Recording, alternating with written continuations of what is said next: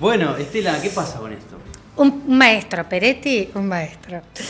En realidad yo creo que vamos a inaugurar la sección, vamos a tener en el marco de esta sección, vamos a inaugurar una que se va a llamar Los Impresentables. Porque en la columna anterior nos tuvimos lamentablemente que dedicar a las expresiones de Hilda Chiche Duhalde respecto a poner en cuestión la presencia de las mujeres en la política. Estas cuestiones que están, digamos, fuera de época, que retrasan, que nadie seriamente podría plantearse que este es un debate, salvo que sea algo absolutamente lleno de prejuicios, de estigmas, de discriminación. Ahora nos encontramos con esta definición, veíamos un tramo de una réplica que hace Nelson Castro intentando dar de explicar algo, que es algo que él hizo en su columna de su programa. Y me parece que es interesante analizarlo en qué sentido. En el sentido realmente de algo absolutamente reprochable periodísticamente, pero que no es una operación mediática nueva de Nelson Castro. Si recordamos, durante el primer mandato de la presidenta, se difundió mucho aquella cuestión de si la presidenta padecía de una bipolaridad. Y uno de los gestores de este supuesto trastorno de la presidenta fue Nelson Castro.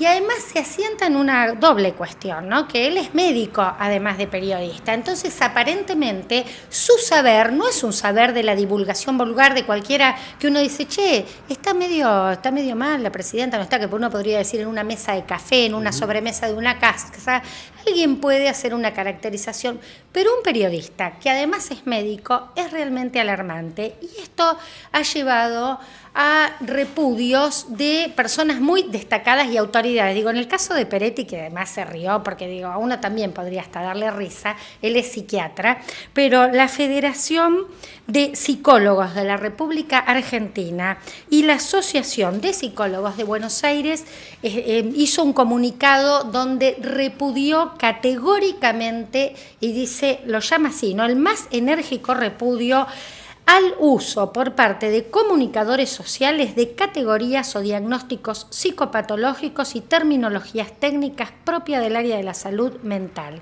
utilizadas para estigmatizar y rotular.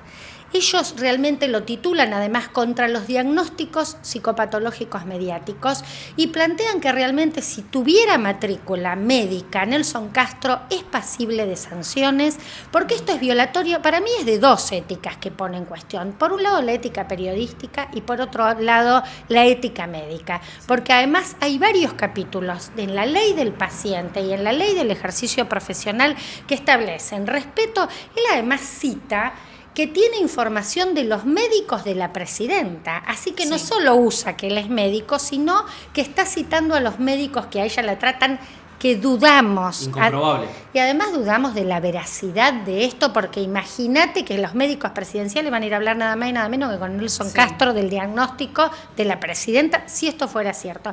Así que la verdad, muy reñido, con una ética muy dudosa, y que la verdad que desde el punto, bueno, acá hay repudios profesionales muy claros, y es muy interesante también Tealdi, que es un bioesteticista, que él de bioética, me salió mal su definición de su cargo, él es el titular de bioética del Hospital de Clínicas. Él dice que hay una descalificación basada en el género a la presidenta. Es lo más machista que hay, asociar a la mujer que rompe privilegios y normas preestablecidas con un desequilibrio mental. Es machismo de vieja raigambre, y Tealdi recordaba cuando aparecen las madres y las abuelas de Plaza de Mayo que les decían las locas.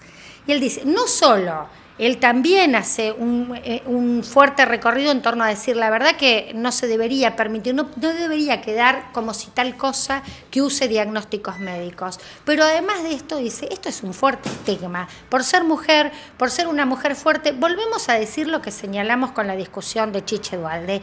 Discutan la política. Porque además Nelson Castro hace otra cosa, y que me parece que Peretti con bastante humor lo hacía en el programa, porque en realidad le devolvió un diagnóstico a él, le dijo, sos un neurótico, ¿no? ¿Qué estás diciendo?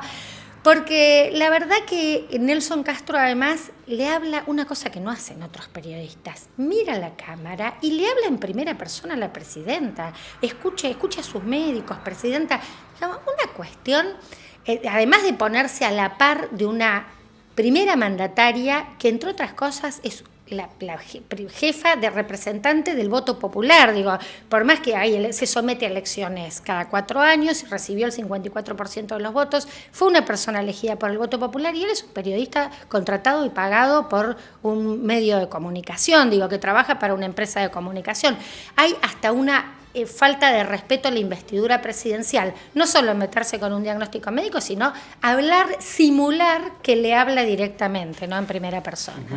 Sí, sin dudas, Estela, que además lo más criticable de estas dos éticas que vos marcabas es la médica, porque a la ética periodística estamos acostumbrados a que sea bastante corrompida, pero bueno, en definitiva lo médico sin duda que es lo más importante. Sí, además me parece que hay que condenar afirmaciones que son tan estigmatizantes de las personas, ¿no? Ya sabemos que eso nos lleva a pensamientos que son muy intolerantes, muy discriminatorios, y quiero cerrar, digamos, esta reflexión con una denuncia que uno diría es como otro tema, pero cuando se pone en cuestión la posición, la presencia, las capacidades de las mujeres en la política, ya sabemos que esto está sentado en la histórica discriminación hacia las mujeres. Y una Argentina que ha dado muchos derechos todavía vive también con muchas intolerancias sociales.